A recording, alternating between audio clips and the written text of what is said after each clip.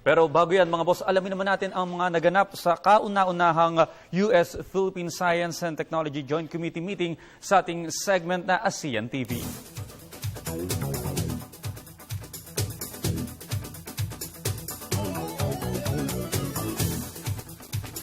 Isinagawa kamakailan ang kauna-unahang Philippine-United States Joint Science and Technology Committee meeting na may layuning magamit ang patuloy na umuusbong ng mga makabagong teknolohiya sa pagtugon sa iba't ibang kalamidad at pangangalaga sa kapaligiran.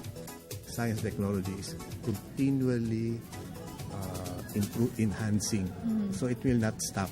Kaya nga we look forward in collaborating, in working with, or sharing experience, know-how with others para lang mas ma-improve pa natin, mas ma-enhance. Ito yung pagpapatibay ng relasyon ng Amerika at saka ng ating bansa sa larangan ng siyensya at teknolohiya. No? There have been successful programs that have been launched in the past.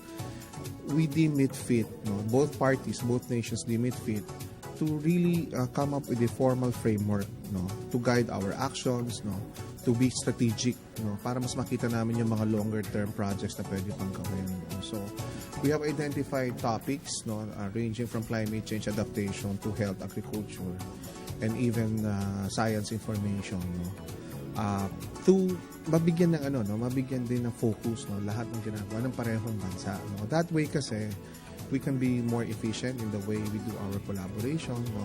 At the same time, increase our chances then for success.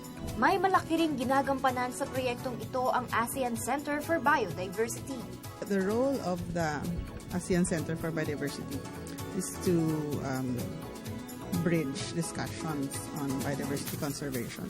So this forum is very helpful to our work because it identifies ongoing activities in several aspects and explores prospects for the future.